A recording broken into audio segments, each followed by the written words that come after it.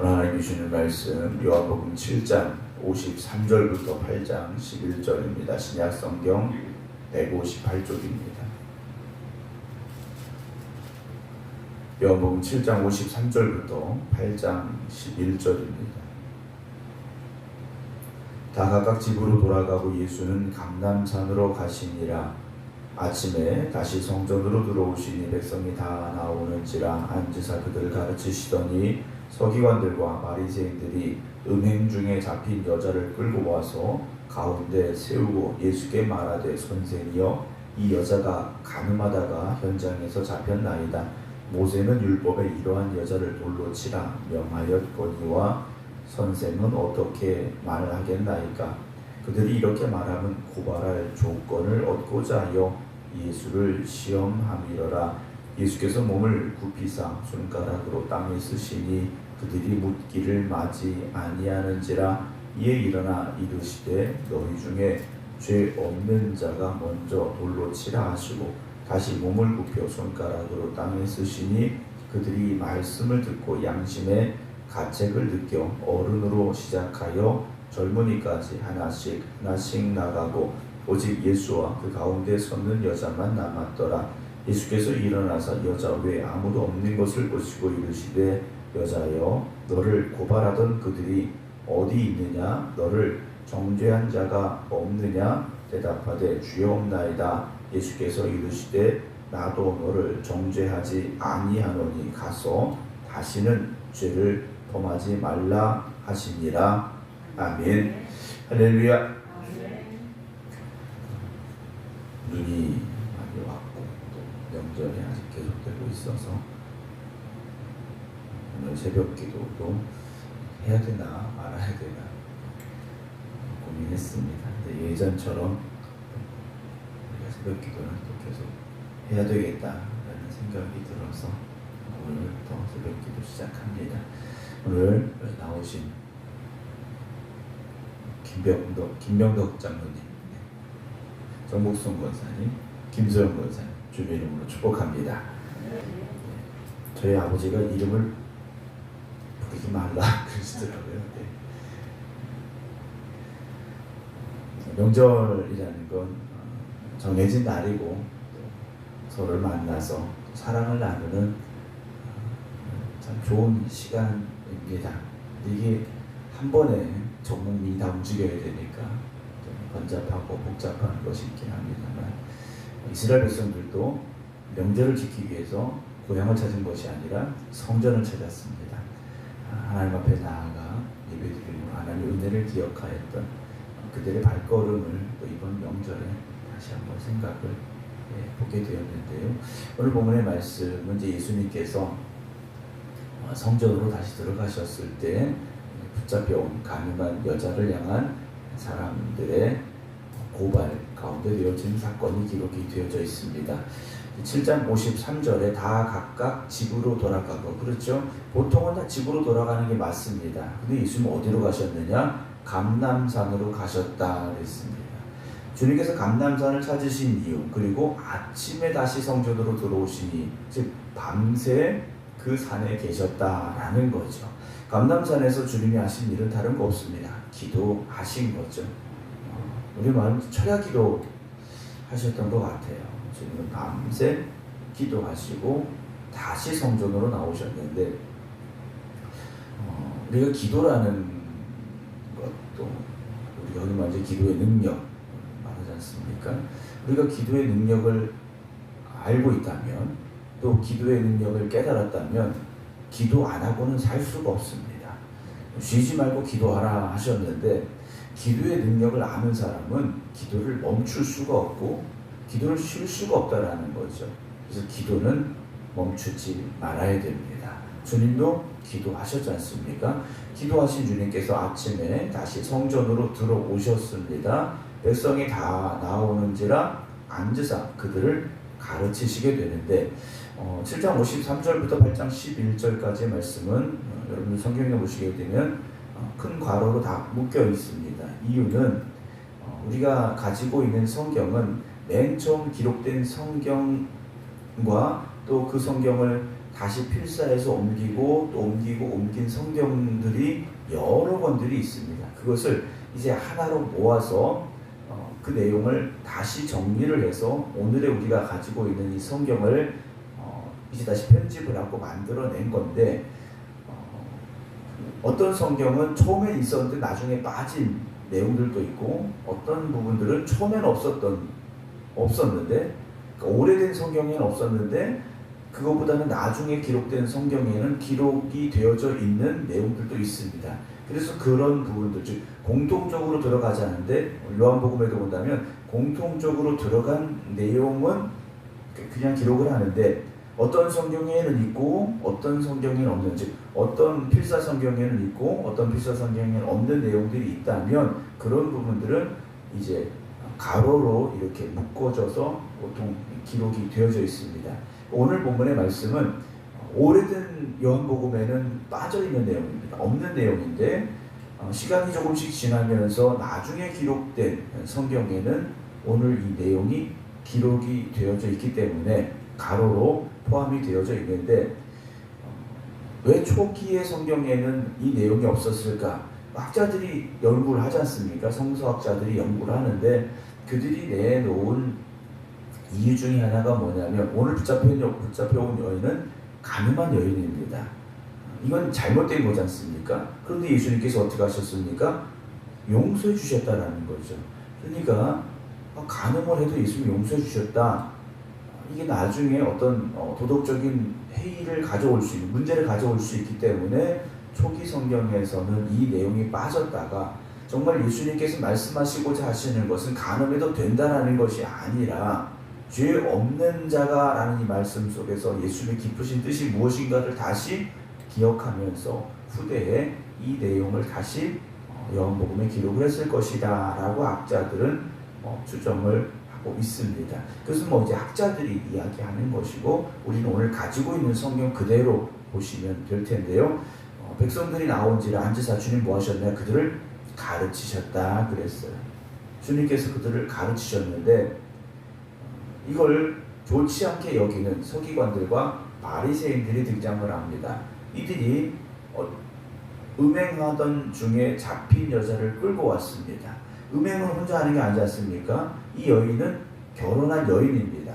결혼한 여인이었는데 다른 남자와 음행에 빠진 겁니다. 음행을 한 겁니다. 그러면 원래는 둘 다 잡아와야 되는 게 맞습니다. 남자, 여자 둘 다 끌고 와야 돼. 현행범이라 둘 다 끌고 와야 되는 게 맞는데, 남자는 도망을 쳤는지 아니면 이 사람들과 어떤 안면이 있었는지 돈을 줬는지, 어쨌든 남자는 빠져나가고 여인만 끌려왔습니다.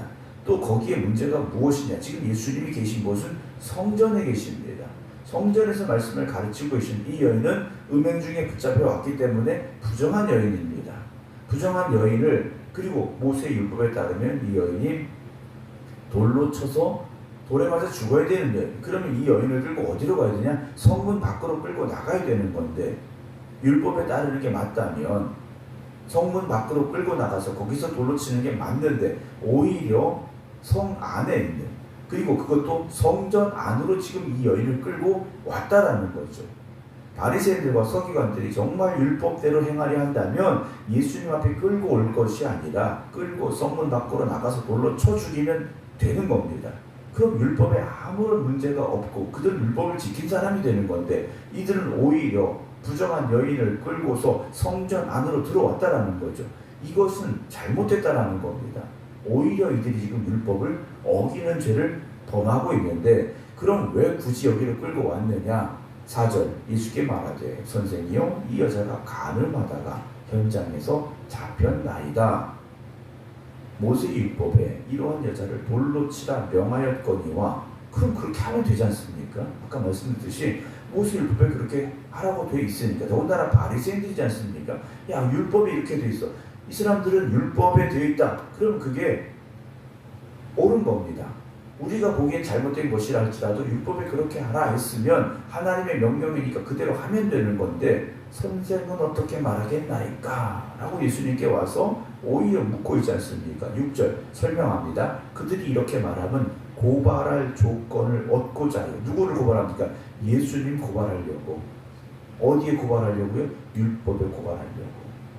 이들이 지금 처벌할 수 있는 조항은 율법입니다. 율법에 예수님께서 반하는, 맞지 않는 대답을 하면 그걸 가지고 예수님을 고소하려고, 고발하려고 지금 예수님 앞에 왔다라는 거죠. 근데 예수님께서 아무 말씀도 안 하시고 몸을 굽히사 손가락으로 땅에 쓰시기를 시작합니다.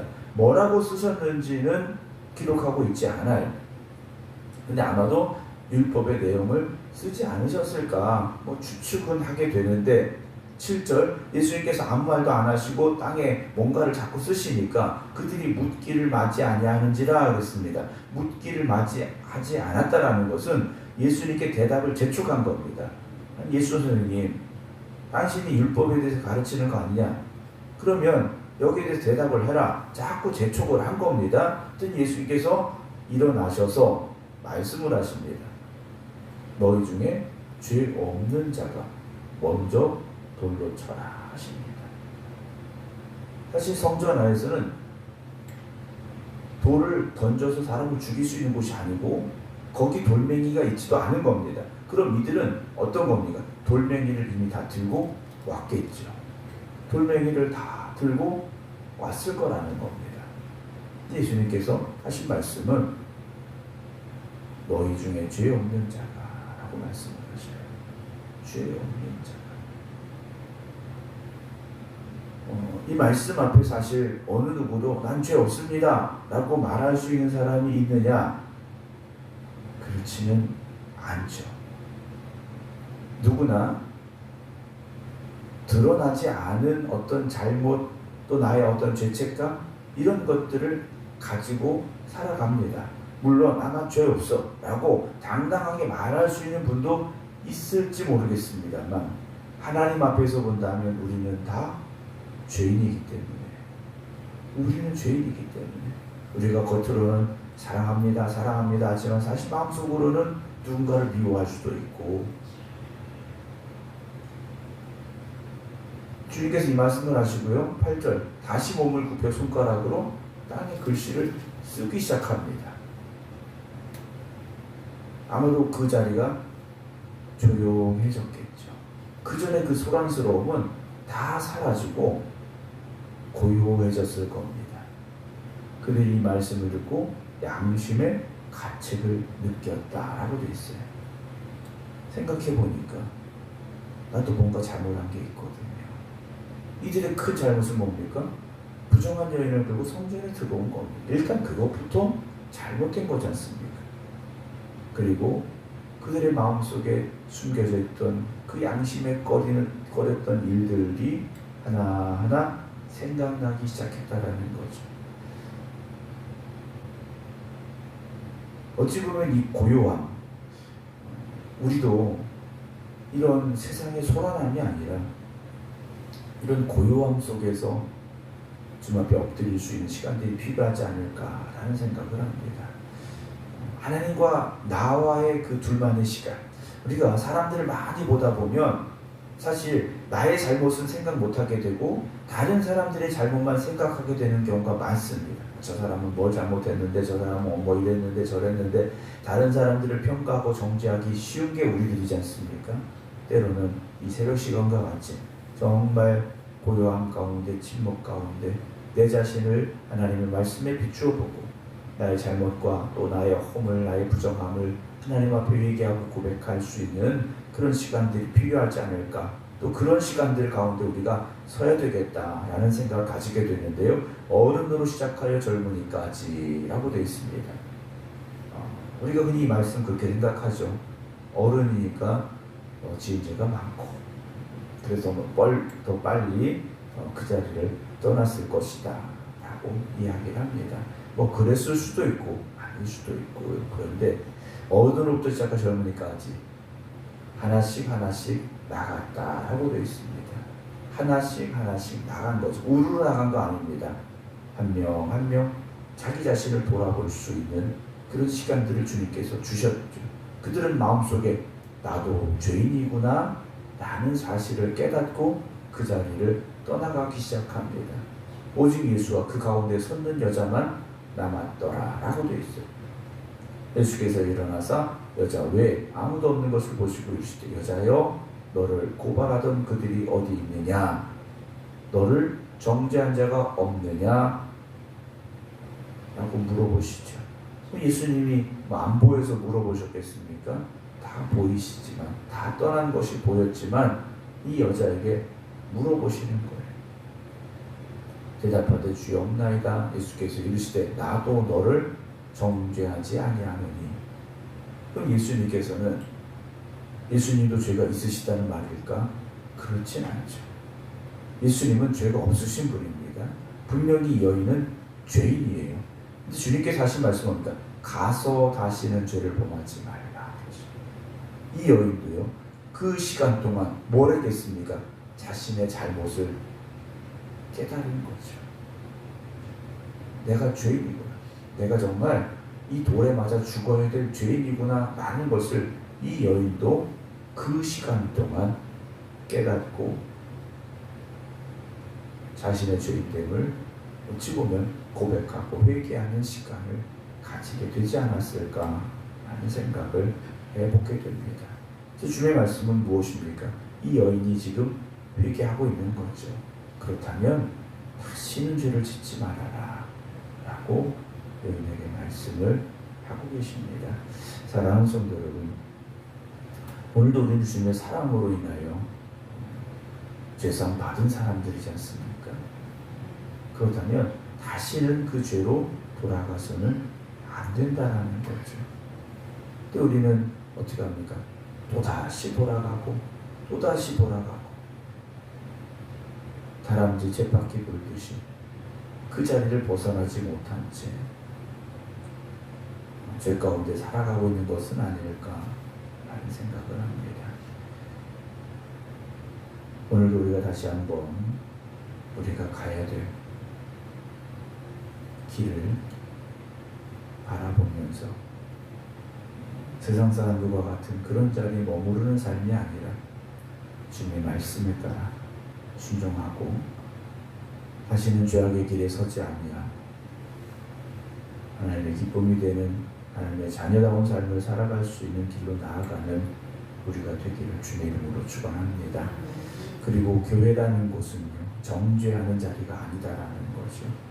교회는 죄를 드러내고 죄를 정죄하고 심판하는 자리가 아니라 죄인들이 들어와서 주님의 은혜로 용서받고 다시 회복되는 자리가 되어져야 됩니다. 우리는 남을 정죄하는 일에 참 쉽게 말을 합니다. 주님께서 너희 중에 죄 없는 자가 먼저 돌로 치라 라는 이 말씀을 우리가 한번 우리 마음에 깊이 새기면서 우리 눈에 그 사람의 잘못이 보일지라도 그 사람을 정죄하고 비난하고 비판하기보다는 주님의 사랑으로 품어 안을 수 있는 그 사랑이 우리 교회에 충만하게 되기를 주님의 이름으로 축원합니다. 기도하겠습니다. 하나님 감사합니다.